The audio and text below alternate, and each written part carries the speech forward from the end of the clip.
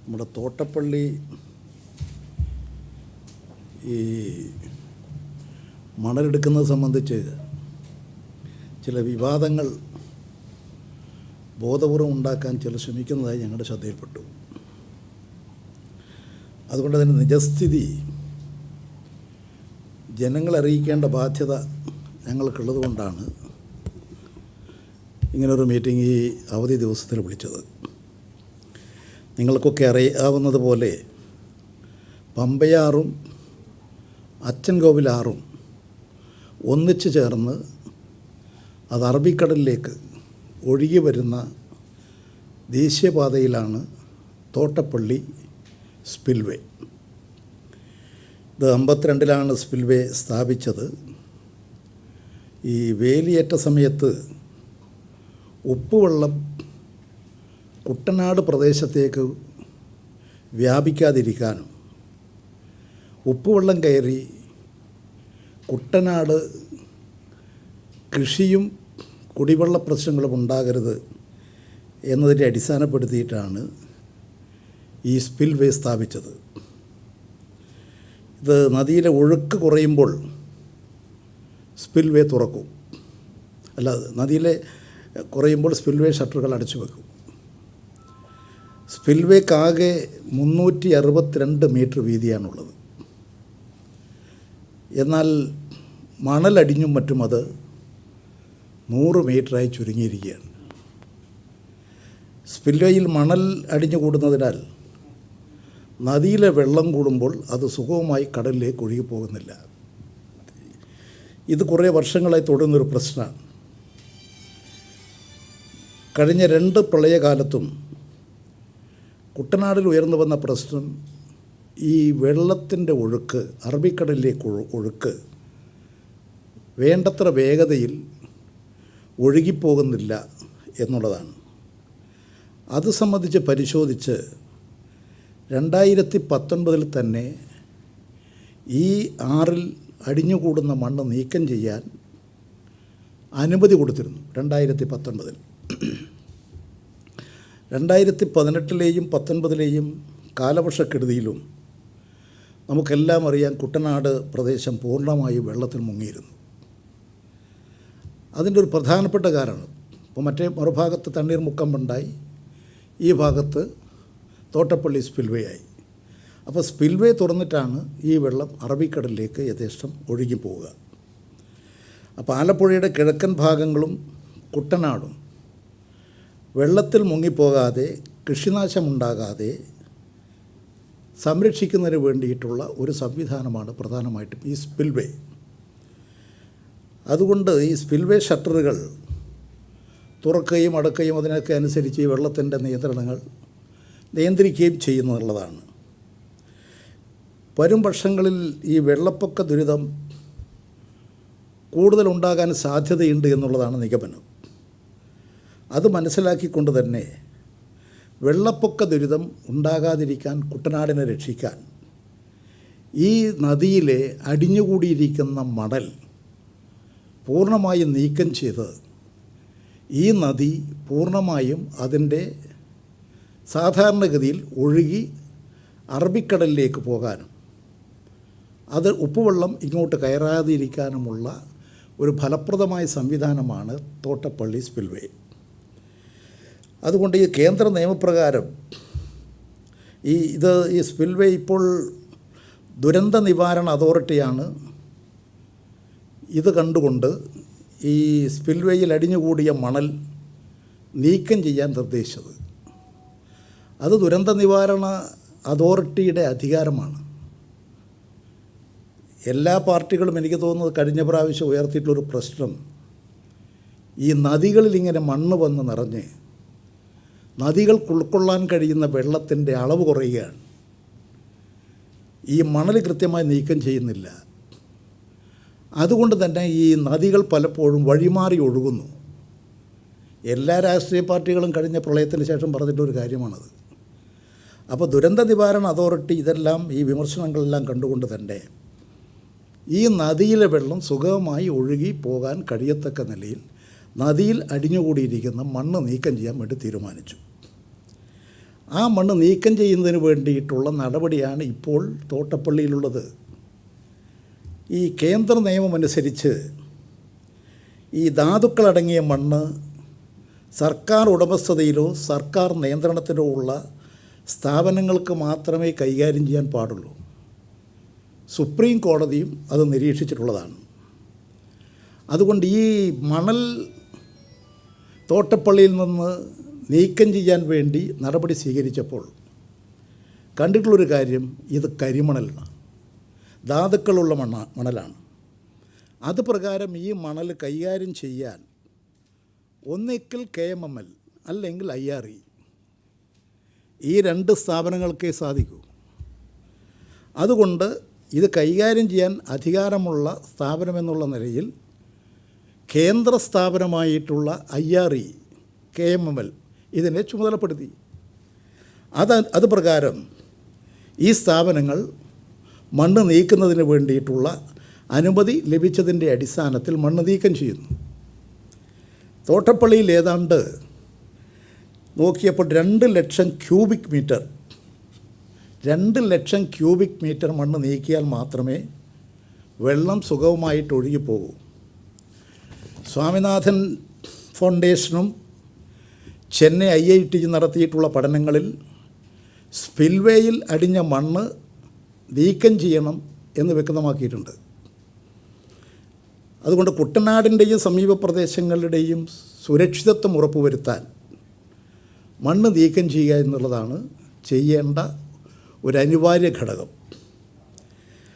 അതനുസരിച്ച് ദുരന്ത നിവാരണ അതോറിറ്റി മണ്ണ് നീക്കം ചെയ്യുമ്പോൾ മൈനിങ് ലീസ്, മൈനിങ് പ്ലാൻ തുടങ്ങിയിട്ടുള്ള നടപടികൾ ഈ ദുരന്ത നിവാരണ അതോറിറ്റിയുടെ പ്രവർത്തനത്തിൻ്റെ ഭാഗമായിട്ട് വേണ്ട. ഇത് ചെയ്യാനുള്ള അധികാരം KMMLനോ IREക്കുള്ളൂ.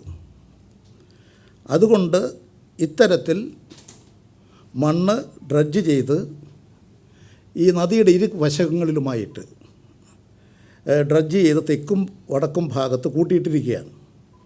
തെക്ക് ഭാഗത്ത് നിന്ന് ഏതാണ്ട് 1.5 ലക്ഷം ടൺ മണ്ണ് അവിടെ നിന്ന് നീക്കിക്കഴിച്ചിട്ടുണ്ട്. ഇപ്പോഴാണ് അവിടെ ഒരു സമരവുമായി രംഗത്ത് വന്നിട്ടുള്ളത്. എന്തിനാണ് ഈ സമരം എന്ന് ആർക്കും മനസ്സിലാകുന്നില്ല. ഈ ജനങ്ങളുടെ നന്മയാണോ ലക്ഷ്യം? ഈ മണൽ നീക്കം തടയുന്നതിൻ്റെ പിന്നിലാരാ? ഞാൻ എനിക്ക് തോന്നുന്നു നിങ്ങളുടെ തന്നെ കഴിഞ്ഞ ദിവസങ്ങളിൽ നടന്നിട്ടുള്ള ഒരു പ്രസ്സുകാരെ കണ്ടപ്പോൾ ഞാൻ ചൂണ്ടിക്കാണിച്ചുള്ളൊരു കാര്യമാണ്. നീണ്ടകര മുതൽ കായംകുളം വരെയുള്ള തീരപ്രദേശങ്ങളിൽ കരിമണൽ അടിഞ്ഞുകൂടുകയാണ്. പ്രകൃതി തരുന്നൊരു സമ്പത്താണത്. ആ സമ്പത്ത് സംസ്കരിച്ചാൽ നമുക്ക് അത് അറബ് രാജ്യങ്ങൾക്ക് പെട്രോൾ ലഭിക്കുന്നത് പോലെ കേരളത്തിന് ലഭിക്കുന്നൊരു പ്രകൃതി സമ്പത്താണത്. അത് പൂർണ്ണമായി നമുക്ക് സംഭരിക്കാൻ കഴിഞ്ഞാൽ അത് വലിയ കേരളത്തിൻ്റെ സ്വത്തായിരിക്കും. ഇപ്പോൾ തന്നെ നമ്മുടെ KMMLൽ സ്ഥിരം ജീവനക്കാർ 1014 അവിടെ ഇപ്പോൾ ഒരു 2 മാസം ആയിട്ടുള്ളൂ. അവിടെയുള്ള ലാപ്പ തൊഴിലാളികൾ എന്ന പേരിൽ വിളിക്കപ്പെടുന്ന സ്ഥിരം പണിയില്ലാത്ത 733 തൊഴിലാളികൾക്ക് ജോലി കൊടുത്ത് KMML സ്ഥിരപ്പെടുത്തി കഴിഞ്ഞു. ഇനിയും ഇത് മുഴുവൻ ഈ കരിമണലെല്ലാം നമുക്ക് സംഭരിക്കാൻ കഴിഞ്ഞാൽ ഇതിനേക്കാളും കൂടുതൽ തൊഴിലവസരങ്ങൾ ഉണ്ടാക്കാൻ സാധിക്കും. 733 തൊഴിലാളികളെ സ്ഥിരപ്പെടുത്തി അവർക്ക് ജോലിയിലേക്ക് വന്നു കഴിഞ്ഞു. അവരിപ്പോൾ അവിടെ ജോലി ചെയ്യുകയാണ്. 2000-ഓളം തൊഴിലാളികൾ പണിയെടുക്കുന്ന സ്ഥാപനമാണ് KMML. അതുപോലെ തന്നെ IREയിൽ ഏതാണ്ട് 800-ഓളം പേരുണ്ട്. 2-3000 ആളുകൾ പണിയെടുക്കുകയാണ്. ഈ കരിമണലിനെ ഡിപ്പെൻഡ് ചെയ്തിട്ടാണ്. അത് സംസ്കരിക്കാനുള്ള അധികാരം KMML IREക്ക് മാത്രമേ ഉള്ളൂ. ഇത് എടുത്ത് ഇവിടെ കൂട്ടിയിരിക്കുന്ന മണ്ണ് എന്ത് വേണമെന്നാ? അടുത്ത മഴ പെയ്യുമ്പോൾ ഇതെല്ലാം ആദ്യം പുഴയിലേക്ക് പോടോ? അല്ല, ഈ മണലെല്ലാം നശിപ്പിച്ച് കളയണോ? ഇതാണ് KMMLൻ്റെയും IREയുടെയും റോ മെറ്റീരിയൽ. ഏറ്റവും വിലപിടിപ്പുള്ള ധാതുക്കൾ സംസ്കരിച്ചെടുക്കുന്ന ഈ സ്ഥാപനത്തിൻ്റെ അസംസ്കൃത വസ്തുക്കളാണിത്. ഇത് പ്രകൃതിയിൽ നിന്ന് നദി കുറഞ്ഞു വരികയാണ്. ഞാനിവിടെ പറഞ്ഞ പോലെ ഏതാണ്ട് 100 അടിയിലേക്ക് ചുരുങ്ങി വന്നിരിക്കുകയാണ്. ഏതാണ്ട് 360 മീറ്ററിലേക്ക് 362 മീറ്റർ വീതിയാണ് ഈ നദിയിലെ ഒഴുക്കിന് വേണ്ടി തോട്ടപ്പള്ളി സ്പിൽവേക്ക് ഉണ്ടായിരുന്നത്. ഇപ്പോഴത് ചുരുങ്ങി 100 മീറ്ററായി. ഇത് വന്നിങ്ങനെ തടിച്ചു വരികയാണ് ഇരുവശങ്ങളിലും. അതിൻ്റെ ഫലമായിട്ട് വെള്ളം ഒഴുകുന്നില്ല. ചിലപ്പോൾ സ്പിൽവേക്ക് തന്നെ തടസ്സമാകുന്നു.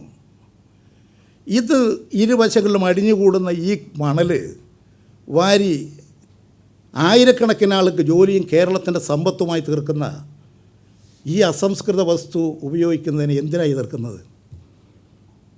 എന്ത് ന്യായ പറയാനുള്ളത്? ഞാൻ തന്നെ കഴിഞ്ഞ പ്രാവശ്യം ചൂണ്ടിക്കാണിച്ചൊരു കാര്യമുണ്ട്. ഈ കരിമണൽ രാത്രികാലങ്ങളിൽ ഇവിടെ സംഭരിച്ച് ലോറി വരും, അതിൽ കടത്തിക്കൊണ്ടുപോകും. ബോട്ടിൽ കരിമണൽ കടത്തിക്കൊണ്ടുപോകും. ഇങ്ങനെ കടത്തിക്കൊണ്ടുപോകുന്ന കരിമണൽ കള്ളക്കടത്തുകാരെ സംരക്ഷിക്കണോ? അല്ല, ഈ കരിമണൽ കേരളത്തിൻ്റെ ആയിരക്കണക്കിന് തൊഴിലാളികൾക്ക് ജോലി കൊടുക്കാൻ കഴിയുന്ന സംരംഭമായിട്ടുള്ള പൊതുമേഖലാ സ്ഥാപനത്തിന് ഉപയോഗിക്കണോ? എന്താ ഇവിടെ തെറ്റായിട്ടുള്ളൊരു നടപടിയുള്ളത്? ഇത് സംസ്കരിക്കാനും ഉപയോഗപ്പെടുത്താനും KMML പറ്റൂ, IREK പറ്റുള്ളൂ. വേറെ ഒരാൾക്കും ഇത് കൊണ്ടുപോയിട്ട് ഒന്നും ചെയ്യാൻ പറ്റില്ല. എന്തിനാ സുധീരൻ പോയി എവിടെ ഇരിക്കുന്നത്? ഞാനിപ്പോൾ വേറൊന്നും പറയുന്നില്ല. ആലോചിക്കണം നല്ലവണ്ണം. ഈ ചെയ്യുന്നത് ജനങ്ങൾക്ക് വേണ്ടിയിട്ടാണോ, കരിമണൽ ലോബിക്ക് വേണ്ടിയിട്ടാണോ? കരിമണൽ കള്ളക്കടത്ത് നടത്തി കേരളത്തിൽ നിന്ന് കടത്തിക്കൊണ്ടുപോയി കേരളത്തിൻ്റെ സമ്പത്ത് കൊള്ളയടിക്കുന്ന കരിമണൽ കള്ളക്കടത്തുകാർക്ക് വേണ്ടിയിട്ടാണോ? ഇതാ ഇവിടെ നടക്കുന്നത്. അതുകൊണ്ട് ഒരു കാര്യം, കേരളത്തിൻ്റെ ഈ പ്രകൃതി സമ്പത്ത് കേരളത്തിൻ്റെതാണ്. അത് കേരളത്തിൻ്റെ ഒരു സ്വത്താണത്. ആ സ്വത്ത് കാത്തു സൂക്ഷിക്കാനും അത് നാടിന് വേണ്ടി ഉപയോഗിക്കാനുമാണ് ജനങ്ങൾ ഞങ്ങൾക്ക് പിന്തുണ നൽകിയിട്ടുള്ളത്, ഞങ്ങൾ അധികാരത്തിലേക്ക് കൊണ്ടുവന്നിട്ടുള്ളത്. ആ ദൗത്യമാണ് ഞങ്ങൾ നിർവഹിക്കുന്നത്. അതുകൊണ്ട് ഇത് തികച്ചും ജനദ്രോഹവും തെറ്റിദ്ധാരണ പരത്താനും നിരാശയിൽ നിന്നുള്ള ഒരു സംഭവമാണിതെന്ന് വേണമെങ്കിൽ വിശദീകരിക്കാം. മറ്റതിലേക്കൊന്നും ഞാൻ പോകുന്നില്ല.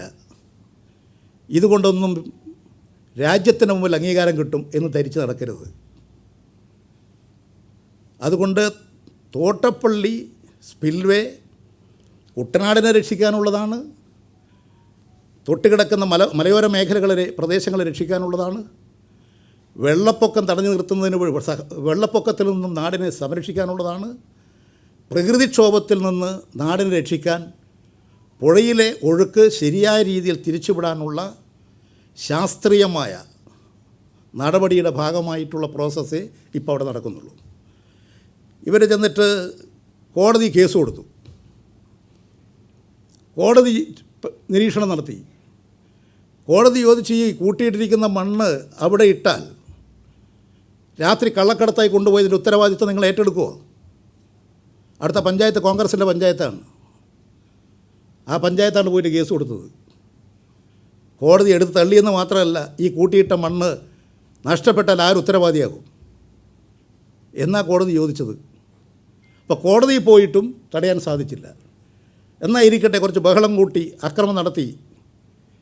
ഈ കരിമണൽ കള്ളക്കടത്ത് നടത്തിയിട്ട് സ്ഥിരം കള്ളക്കടത്ത് നടത്തി നടക്കുന്ന കുറേ ആളുകളും സിൽബന്ദികളും ഇത് തമിഴ്നാട്ടിലേക്ക് കടത്തിക്കൊണ്ടു പോകുന്നൊരു സംവിധാനമുണ്ട്. അതുകൊണ്ട് കേരളത്തിൽ നിന്ന് ഈ കേരളത്തിൻ്റെ പ്രതിസമ്പത്ത് ഇങ്ങനെ കള്ളക്കടത്തായി കടത്തിക്കൊണ്ടുപോകാൻ പറ്റില്ല. നമുക്ക് തന്നെ എടുത്ത് ഉപയോഗിച്ച് ഇപ്പോൾ ഞാൻ പറഞ്ഞതിൽ 743 തൊഴിലാളികൾ ഇപ്പോൾ ജോലി കൊടുത്തു. ആ തൊഴിലാളികൾക്ക് ജോലി എങ്ങനെയാണ് കൊടുക്കുന്നത്? സീ വാഷിംഗ് സമയത്ത് ചില പ്രശ്നമുണ്ടാകും. അതുകൊണ്ട് മഴക്കാലത്ത് കടലിൽ നിന്ന് വരുന്ന കരിമണൽ എടുക്കാൻ പ്രയാസം വരും. എല്ലാ കാലത്തും ഒരു പ്രയാസം കൂടാതെ ഈ KMML എന്ന കേരളത്തിലെ ഏറ്റവും കൂടുതൽ തൊഴിലാളികൾ പണിയെടുക്കുന്ന ഈ സ്ഥാപനം വൻ പുരോഗതിയിലേക്കും ലാഭത്തിലേക്കും ഉയർന്നു വരികയാണ്. ഇതൊന്നും സഹിക്കാൻ കഴിയാതെ തങ്ങളുടെ കാലഘട്ടത്തിലെല്ലാം നശിപ്പിച്ചു പോയവർ ഇപ്പോൾ അനാവശ്യമായി പ്രശ്നമുണ്ടാക്കാൻ നടത്തിക്കൊണ്ടിരിക്കുന്ന പരിശ്രമമാണിത്. ഇത് ജനങ്ങൾ തിരിച്ചറിയണം. ജനങ്ങൾ ഇത്തരത്തിലുള്ള ഹീനമായ നടപടികളെ ശക്തമായി അപലപിക്കണം, അതിന് മുന്നോട്ട് വരണമെന്നാണ് എല്ലാ രാഷ്ട്രീയ പാർട്ടികളോടും ബഹുജന സംഘടനകളോടും ജനങ്ങളോടും അഭ്യർത്ഥിക്കാനുള്ളത്. ഒരു കാര്യം നിങ്ങളോട് പറയാനുള്ളത് ഈ തോട്ടപ്പള്ളി പ്രശ്നമാണ്. രണ്ടാമതൊരു കാര്യം, ഇന്നലെ ബഹുമാന്യനായിട്ടുള്ള നമ്മുടെ പ്രതിപക്ഷ നേതാവ് ഈ പള്ളിപ്പുറം ടെക്നോ സിറ്റിയിൽ ഒരു സന്ദർശനം നടത്തി എന്തോ വ്യവസായ വകുപ്പ് അവിടെ ഖനനം ചെയ്യാൻ പോകുന്നു എന്നൊരു വാർത്ത വരുന്നതായിട്ട് ഞാൻ ടെലിവിഷനിൽ കണ്ടു. ഞങ്ങളങ്ങനെ ഒരു തീരുമാനം എടുത്തിട്ടില്ല. ടെക്നോ സിറ്റിയിൽ ഭൂമി നോക്കണമെങ്കിൽ തന്നെ അവരെ ആവശ്യപ്പെടണം. പള്ളിപ്പുറത്തെ ITI ഭൂമിയാണത്. ആ ITI ടെക്നോ സിറ്റിയിൽ ഭൂമി പോയി പരിശോധിക്കാനും നടപടി സ്വീകരിക്കാനും ഞങ്ങൾക്ക് എന്താ അധികാരം? അത് പരിശോധിക്കണമെങ്കിൽ തന്നെ പരിശോധിക്കേണ്ടത് ജിയോളജിക്കൽ ഡിപ്പാർട്ട്മെൻറ്റാണ്. ഞങ്ങളങ്ങനെ ഒരു ഖനനവുമില്ല, ഒരു നടപടി സ്വീകരിച്ചിട്ടില്ല, ഒരു കെൻഡലിനെയും ചുമതലപ്പെടുത്തിയിട്ടില്ല, ഒരു നടപടിയും നടക്കുന്നില്ല. അവിടെ ഏതോ കുറച്ചാളെ യോഗം ചേർന്നിരുന്നു 2 ദിവസം മുമ്പ് എല്ലാ പാർട്ടിക്കാരെയും. അതെന്തിനാണ് ഈ കെൻഡലിൻ്റെ മേലെ കൊണ്ടുവച്ച് വെക്കുന്നത്? അതെന്തിനാണ് വ്യവസായ വകുപ്പിന് മേലെ കൊണ്ടുവെക്കുന്നത്? ഏതോ അവിടെയുള്ളൊരു സ്വകാര്യ കമ്പനിക്കാരുടെ താല്പര്യം രക്ഷിക്കാൻ അവരെല്ലാ രാഷ്ട്രീയ പാർട്ടിക്കാരുടെ പിന്നാലെയും നടക്കുന്നുണ്ട്. അവരൊരു നിവേദനവുമായി എൻ്റെ അടുത്ത് വന്നിരുന്നു. അവരോട് തന്നെ ഞാൻ പറഞ്ഞിട്ടുണ്ട്, ഇത് നടക്കില്ല, നിങ്ങളീ സ്ഥാപനത്തിന് ജനങ്ങളെതിരാണ്, നിയമപരമായിട്ട് നിങ്ങൾക്ക് അനുമതി കിട്ടാൻ സാധ്യത കാണുന്നില്ല എന്ന് അവരോട് തന്നെ ഞാൻ ഇവിടെ എൻ്റെ ഓഫീസിൽ വന്നപ്പോൾ ഞാൻ പറഞ്ഞിട്ടുള്ള കാര്യമാണ്. ഞങ്ങൾക്ക് അവരെന്ത് ബന്ധം? അവരെ എനിക്ക് അറിയത്തില്ല, എൻ്റെ പ്രശ്നമല്ല. വ്യവസായ വകുപ്പിന് എന്താ ബന്ധം? കെൻഡൽ അങ്ങനെ ഒരു മൈനിങ് നടത്തുന്നില്ല, അങ്ങനെ നടപടിയുമില്ല. പ്രതിപക്ഷ നേതാവൊക്കെ ഇത്തരം സ്ഥലങ്ങളിലൊക്കെ പോയി പരിശോധിച്ച് ഒരഭിപ്രായം പറയുമ്പോൾ ഒന്നുകൂടി പരിശോധിക്കണ്ടേ? വ്യവസായ വകുപ്പ് അങ്ങനെ നിലപാടെടുത്തിട്ടില്ല. കെൻഡൽ എന്ന് പറയുന്നത് ഞങ്ങളുടെ പൊതുമേഖലാ സ്ഥാപനം അത്ര തീരുമാനം എടുത്തിട്ടില്ല. ഞങ്ങൾക്ക് എടുക്കാനുള്ള അധികാരവുമില്ല. വിചിത്രമാണ് അദ്ദേഹത്തിൻ്റെ സന്ദർശനവും പ്രഖ്യാപനവും. പിന്നെ നമ്മുടെ BJPക്കാരുണ്ട്. BJP ഇന്ത്യ ഭരിക്കുന്നൊരു പാർട്ടിയാണ്. അതിൻ്റെ സംസ്ഥാന അധ്യക്ഷൻ എന്ന് പറയുന്നത് ഇന്ത്യ ഭരിക്കുന്ന പാർട്ടിയുടെ അധ്യക്ഷനാണെന്ന് അദ്ദേഹം കണക്കാക്കണം. മുൻപിവിടെ BJPയുടെ കുറേ നേതാക്കളുണ്ടായിരുന്നു. അവരൊക്കെ നിലവാരവും പക്വതയോട് കൂടിയിട്ടാണ് പ്രശ്നം കൈകാര്യം ചെയ്തത്. ഇപ്പോൾ വളരെ താഴെ പോയിരിക്കുന്ന ഒരാളായതുകൊണ്ട് ഞാനതിനോട് പ്രതികരിക്കുന്നില്ല. അതുകൊണ്ട് ഈ കെൻഡൽ ഇങ്ങനൊരു മൈനിങ്ങിൻ്റെ പ്രശ്നമേ ഞങ്ങളുടെ മുമ്പിലില്ല. തെറ്റായിട്ടുള്ള വ്യവസായ വകുപ്പിൻ്റെ കീഴിലുള്ള കെൻഡൽ പിന്നെ അവിടെ ഒരു ഖനനം ഉദ്ദേശിച്ചിട്ടില്ല, അങ്ങനെ ഖനനവുമില്ല. ഞങ്ങളുടെ ഭാഗത്ത് അങ്ങനെ ഒരു നടപടിയുമില്ല. ഇത് ഞങ്ങളൊന്നും അറിയാതെ ഒരു കാര്യത്തെക്കുറിച്ചാണ് പോയിട്ട് പ്രതിപക്ഷ നേതാവ് തന്നെ പ്രഖ്യാപിക്കുന്നത്. അതുകൊണ്ട് അദ്ദേഹം ഇങ്ങനെയുള്ള കാര്യങ്ങൾ ഇടപെടുമ്പോൾ എന്തൊക്കെയോ അദ്ദേഹത്തിന് നിരാശ ബാധിച്ചിട്ടുണ്ടാകും. അതുകൊണ്ട് അതെല്ലാം കൊണ്ടുപോയി അസ്വസ്ഥനാകരുത്. കുറേ കൂടി കാര്യങ്ങൾ പരസ്പരം ചർച്ച ചെയ്ത് മനസ്സിലാക്കിയും കൈകാര്യം ചെയ്യലാണ് ഒരു പക്വതയുള്ള ലീഡർഷിപ്പ് ചെയ്യേണ്ടത് എന്നാണ് എൻ്റെ ഒരു വിനീതമായിട്ടുള്ള അഭിപ്രായം. ഈ 2 കാര്യമാണ് നിങ്ങളുടെ മുമ്പാകെ പറയാനുള്ളത്. ഇത് രണ്ടും യഥാർത്ഥത്തിൽ തെറ്റായിട്ടുള്ള അസ്വസ്ഥതകളുടെ ഒരു പ്രതികരണമാണ്. ഈ കാര്യമാണ് നിങ്ങളോട് പറയാനുള്ളത്.